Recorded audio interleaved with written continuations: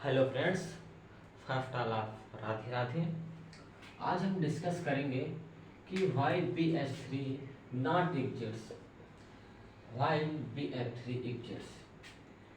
It means B H three lab में formation नहीं हो रहा है, जबकि बी एच थ्री लैब में फॉर्मेशन इसका हो रहा है। ऐसा क्यों? सबसे पहले हम देखते हैं कि बी एच थ्री और बी एफ थ्री का कंपेरिजन क्यों हो रहा है, मतलब ऐसे क्वेश्चन बनाया क्या गया है। पहले हम ये समझते हैं।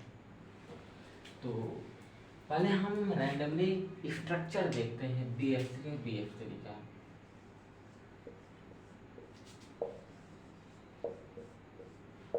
Fluorine fluorine fluorine, hydrogen hydrogen and hydrogen.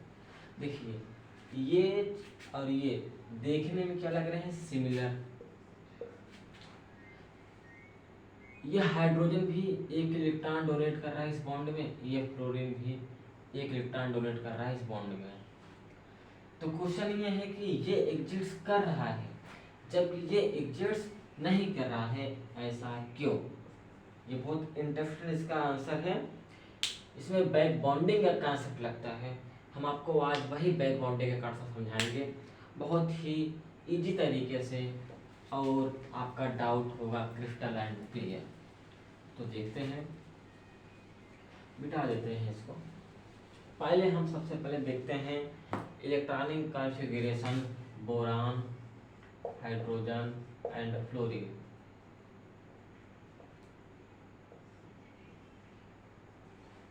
Atomic number क्या होता है बोरान का? 5। 1s2 2s2 2p1।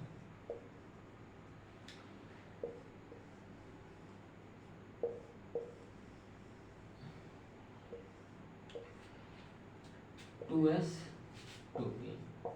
यस में एक ऑर्बिटल और पी में 3 ऑर्बिटल होते हैं। एस में कितने इलेक्ट्रॉन है? 2। तो 2 इलेक्ट्रॉन फिल हो गए। पी में कितने इलेक्ट्रॉन है? 1। ये कौन से स्टेट में? ग्राउंड स्टेट में।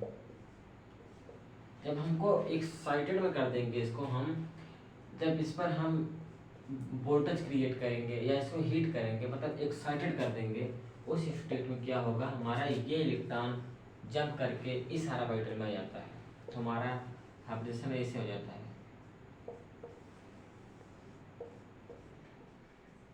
ये इलेक्ट्रॉन इसमें आएगा तो ये ऐसे हो जाएगा। कहने का मतलब है इसके पास एक वैकेंट ऑर्बिटल अब भी है। इस कंडीशन में एक्साइटेड स्टेट में भी एक वैकेंट ऑर्बिटल है। इसके पास क्या है? बोरान के पास एक वैकेंट ऑर्बिटल है, जिसको हम नोट कर लेते हैं जगह कि बोरान के केस में एक वैकेंट ऑर्बिटल है। अब हम देखते हैं हाइड्रोजन का।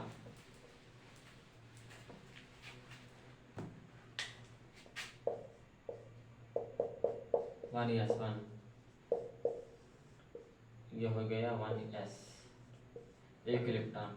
इसके पास तो वैकेंट ऑर्बिटल नहीं है, इसे भी हम यहाँ नोट कर लेते हैं। हाइड्रोजन के केस में नो वैकेंट ऑर्बिटल। अब हम देखते हैं फ्लोरीन का इलेक्ट्रॉनिक कॉन्फ़िगरेशन। इसका एटॉमिक नंबर होता है 9।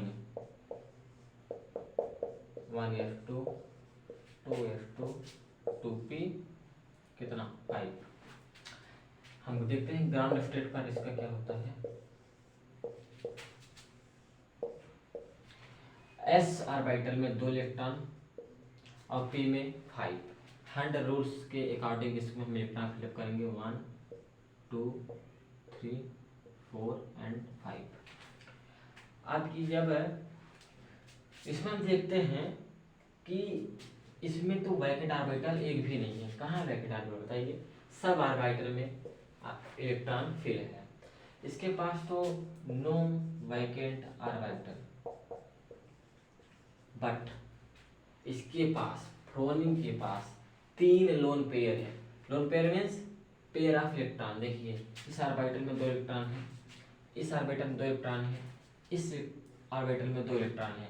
कहने का मतलब 1 lone pair, 2 lone pair and 3 lone pair. यानी फ्लोरीन के केस में हमारे पास क्या होता है, 3 लोन पेयर। हम यहाँ लिख लेते हैं, यहाँ हम कंक्लूजन लिख रहे हैं, समझ रहे हैं आप लोग ना। कंक्लूजन क्या निकला फ्लोरीन के केस में कि हमारे पास no vacant orbital but 3 lone pair. इसी से आपको हम सिखाएंगे बैक बॉन्डिंग का कॉन्सेप्ट इसी इलेक्ट्रॉनिक कॉन्फ़िगरेशन से।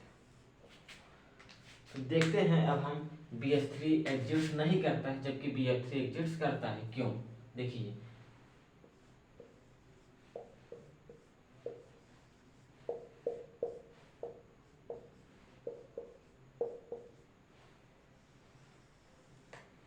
कंपैरिजन करा रहे हैं। देखिए बोरान के केस में इसके पास इलेक्ट्रॉन का डिफिशियंस है। इलेक्ट्रॉन का डिफिशियंस मतलब इसके पास कमी है। कैसे देखते हैं, 1 इलेक्ट्रॉन 2 इलेक्ट्रॉन, एक बॉन्ड में 2 इलेक्ट्रॉन होते हैं, ये और ये और ये और ये, यानी 1 2 3 4 5 6, इसके पास टोटल 6 इलेक्ट्रॉन है।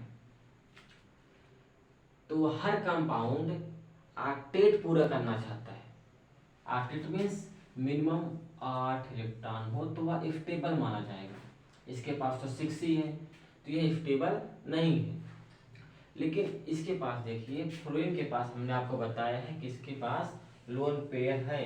फ्लोरीन केस में इसके पास क्या है, लोन पेयर। और बोरान के पास क्या है, एक वैकेंट ऑर्बिटल है।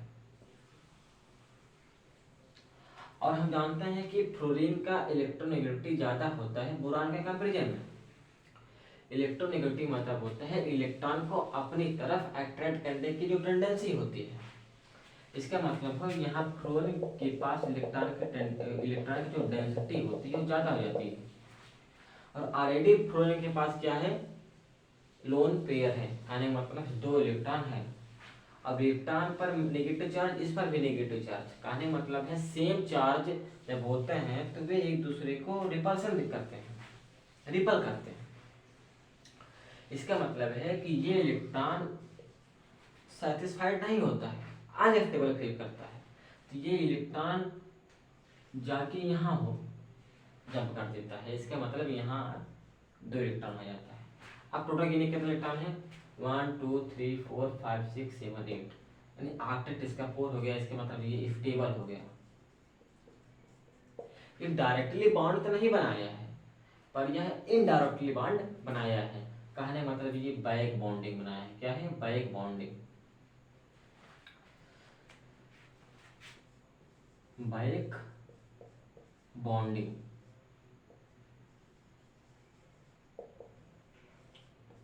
अब इसके केस देखिए, बोरान के केस में तो वैकेंट ऑर्बिटल है, लेकिन क्या हाइड्रोजन के केस में लोन पेयर है? अरे देखिए हाइड्रोजन यही था ना, 1s1।